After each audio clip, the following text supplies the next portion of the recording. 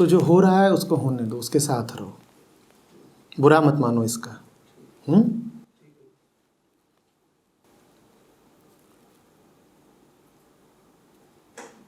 उसकी याद भी तो दुख देती है ना, उसकी याद का दुख अगर आ रहा है तो शुभ है। उसमें कोई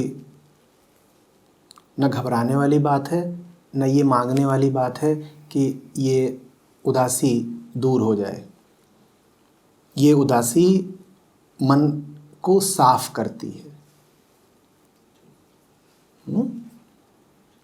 दुख और सुख वैसे तो एक ही सिक्के के दो पहलू होते हैं, लेकिन फिर भी मैं कहता हूं कि दुख एक मामले में बेहतर है।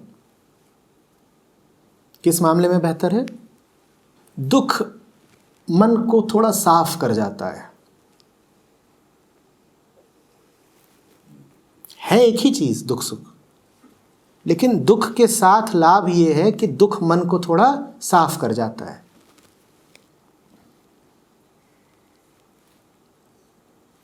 जैसे कुछ धुल जाता हो आंसू से, थोड़ी सफाई आ जाती है।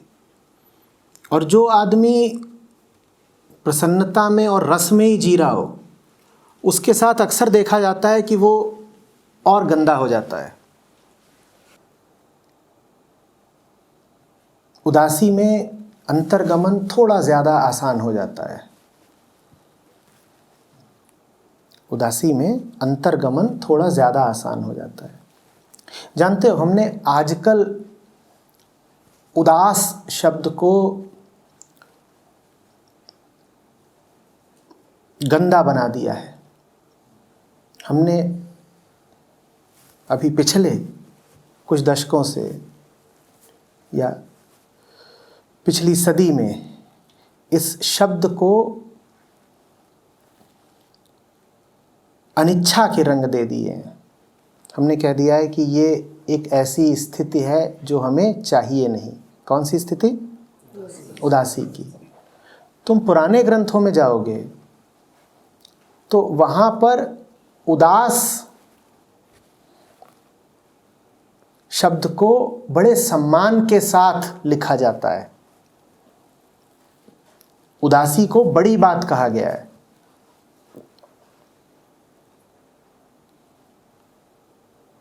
संतों ने कई बार कहा है कि उदास होना सीखो। और उदास माने गमगीन नहीं, उदास माने विरक्त। उदास माने आवश्यक रूप से दुखी नहीं, उदास माने विरक्त। उदासी से ही संबंधित शब्द है उदासीनता, निरपेक्षता।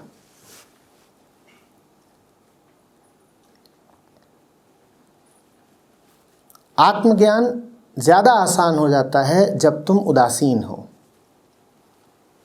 और जब तुम प्रसन्न हो और उत्तेजित हो तब आत्मज्ञान की कोई आवश्यकता नहीं लगती, क्योंकि तब आत्मज्ञान अहंकार को खतरे की तरह लगता है।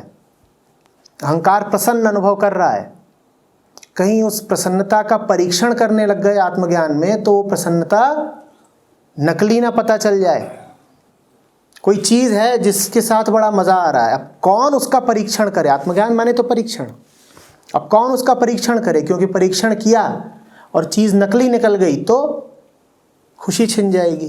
तो खुशी में आत्मज्ञान मुश्किल हो जाता है। उदासीनता में आत्मज्ञान सुलभ हो जाता है। उदासीनता को लेकर यह रवैया मत रखो कि कुछ गलत हो रहा है। ठीक बात है। आज के समय ने तो गंभीरता को भी बड़ी गड़बड़ चीज बना दिया है।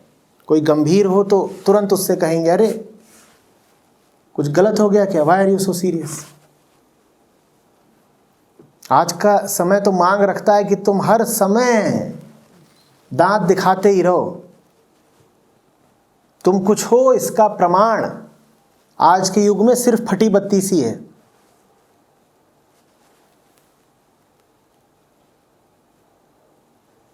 देखो अभी जितने यहाँ पर बैठे हुए हो, ठीक इस समय कोई समस्या है, कोई बोझ है, कोई तकलीफ है? शांत हो ना। दिख रहे हैं किसी के दांत? पर जहाँ सेल्फी खींचने लगोगे, दांत दिखाना कितना ज़रूरी हो जाता है, क्योंकि दूसरों को दिखाना है ना। सामाजिक मान्यता ही 32 को मिली हुई है।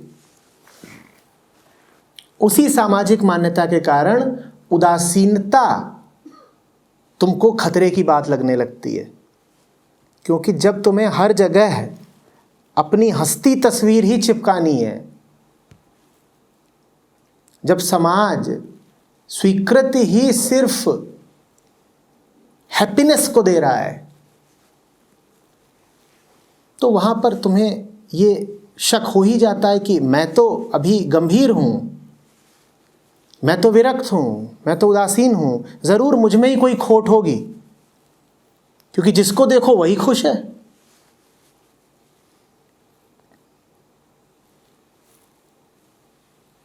ये भी हैप्पी, ये भी हैप्पी, सब हैप्पी ही है। मैं ही बेचारा न जाने किस व्यथा में हूं, तो मेरी ही कोई खोट होगी।